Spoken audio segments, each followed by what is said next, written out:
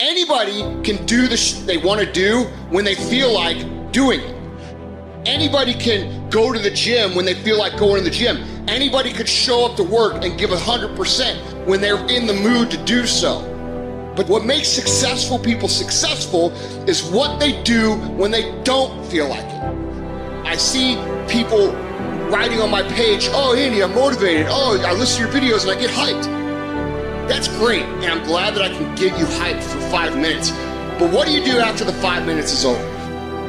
What do you do after you walk out of the seminar that you paid $1,000 to go to? What do you do when you wake up the next day? What do you do when you have to either do what it is you know you're supposed to do without somebody there to supervise you, or you get to take the play off because no one's gonna know the difference? Those are the things that make up success. That's discipline. The practicing, the developing the discipline that when applied consistently can get you to the next level. If you look at the true warriors of humanity, you look at the true empire builders, you look at the true titans who are constructing a better world, they're less about pleasure seeking because they understand that if you want to have a great life, a soaring life, look at what most people do and do the opposite.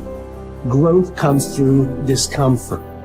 You look at a great athlete, it's the way they show up in the championship game is simply how they showed up in the lonely light of the early hours at practice. To have the results, only 5% of the population have. You've got to be willing to do the things that only 5% of the population are willing to do. Stop going about the day as a servant. Become the master. Run your day and stop having it run you. Believe in yourself. Be that one of 100 that has a belief instead of just jaw jet talk of intent. Huge differential there. Differential is somebody just breathing life, and the other one taking the most of the opportunity time of life. Remembrance. Otherwise, forgotten. You have no business being average, but now you justify it. You come up with these great reasons why you can't get up at 5.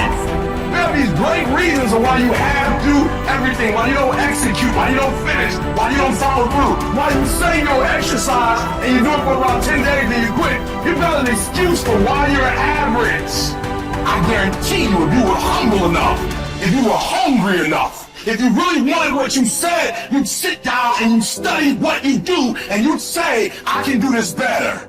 But I have not exhausted all my time. I have not exhausted all my resources. There's something missing. You're not where you're supposed to be. It's not going to take a lot, but it's a small gap. And the gap is called execution. If you want to execute just a little bit more, you'll be on a whole level. And I'm telling you, you're not where you want to be financially. You are not the person you want to be. And you have not given yourself enough credit to say, I just need to get up a half hour earlier, and my whole life will change.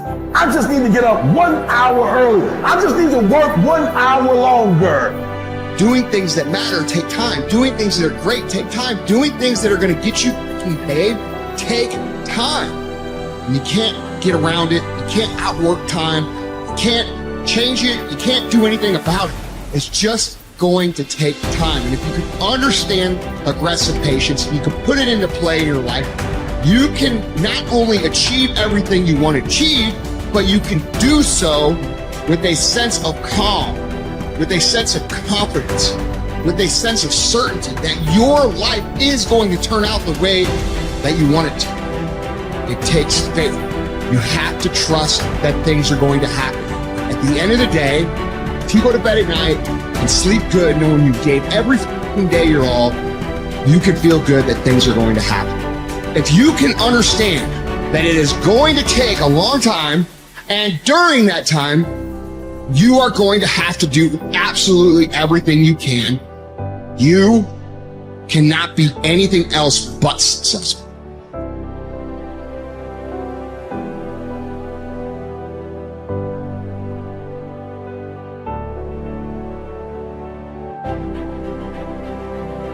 You need structure, you need predictability, and you need more of it than you think, just to keep you sane. Now, if you're lucky, and maybe a bit odd, you can deviate 5% from the norm, or 10% from the norm, or something like that, carefully and cautiously, as long as the rest of you is all well ordered in a normative manner. You might be able to get away with that, and you might be able to sustain it across time, and people might be able to tolerate you if you do it, or maybe you'll get really lucky and you happen to be creative but reasonably well put together, and people will actually be happy that there's something idiosyncratic and unique about you.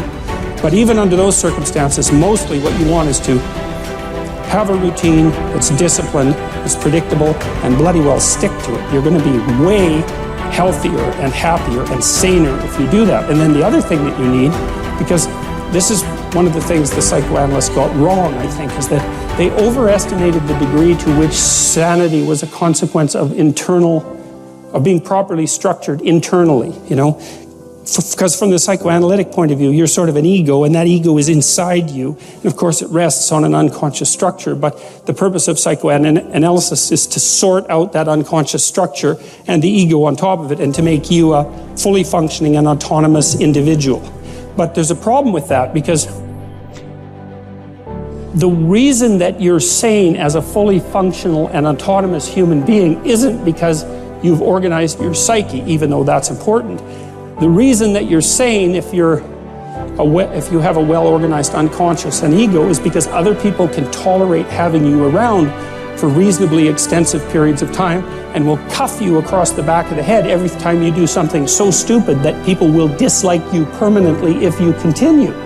And so what people are doing to each other all the time, just non-stop, is broadcasting sanity signals back and forth, right? It's like you smile at people if they're not only behaving properly, but behaving in a way that you would like to see them continue to behave.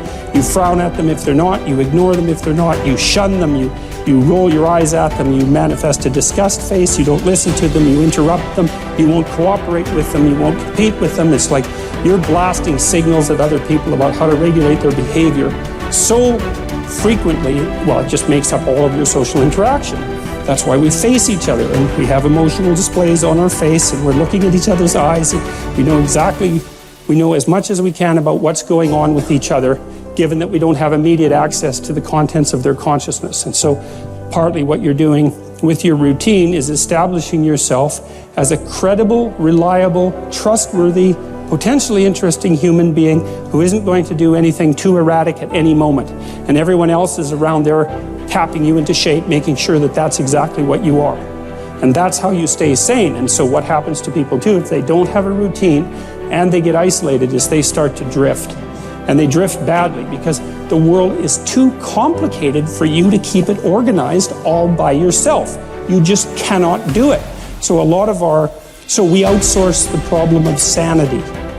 And it's very intelligent that we outsource the problem of sanity, because sanity is an impossibly complex problem. And so the way that we manage the incredibly complex problem is we have a very large number of brains working simultaneously on the problem all the time. It's like a stock market for sanity. And it's partly, and I use that definition with purpose, because the stock market does the same kind of impossible thing, right? Because it tries to price things, which is impossible. How many things are there? Like 1 billion. How in the world do you decide what the price is? You can't decide what the price is. That's why you have a stock market. Well, in a free market, I mean for consumer goods, is everyone's voting on what the price of everything is all the time. And that's the way we figured out, because it's technically impossible. Understand. Your mind is weaker than your emotions, but you become aware of this weakness only in moments of adversity. Precisely the time when you need strength. What best equips you to cope with the heat of battle is neither more knowledge nor more intellect. What makes your mind stronger and more able to control your emotions is internal discipline and toughness. No one can teach you this skill. You cannot learn it by reading about it. Like any discipline, it can come only through practice, experience, even a little suffering. An active life serves the purpose of giving man the opportunity to realize values in creative work, while a passive life of enjoyment affords him the opportunity to obtain fulfillment in experiencing beauty, art, or nature. But there is also purpose in that life which is almost barren of both creation and enjoyment, and which admits of but one possibility of high moral behavior, namely in man's attitude to his existence, an existence restricted by external forces. A creative life and a life of enjoyment are banned to him. But not only creativeness and enjoyment are meaningful. If there is a meaning in life at all, then there must be a meaning in suffering. Suffering is an ineradicable part of life, even as fate and death. Without suffering and death, human life cannot be complete. As his mind becomes purer and his emotions come under control, his thoughts become clearer and his instincts truer. As he learns to live more and more in harmony with his higher self, his body's natural intuition becomes active of itself. The result is that false desires and unnatural instincts, which have been imposed upon it by others or by himself, will become weaker and fall away entirely in time. This may happen without any attempt to undergo an elaborate system of self-discipline on his part.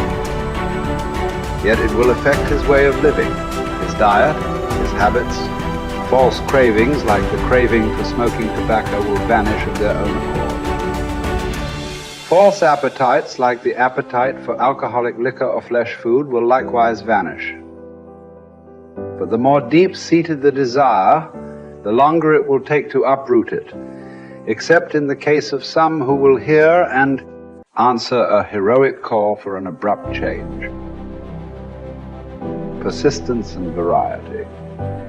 These are the two primary ways to develop great ideas or to solve important problems.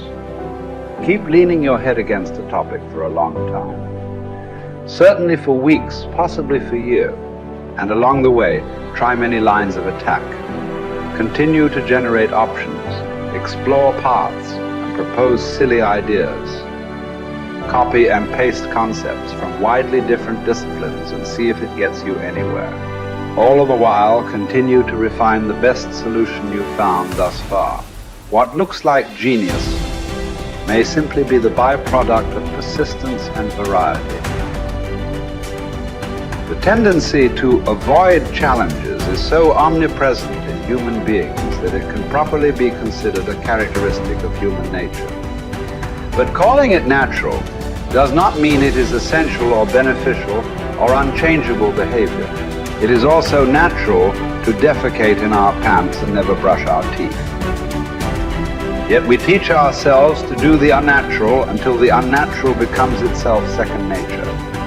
Indeed, all self-discipline might be defined as teaching ourselves to do the unnatural.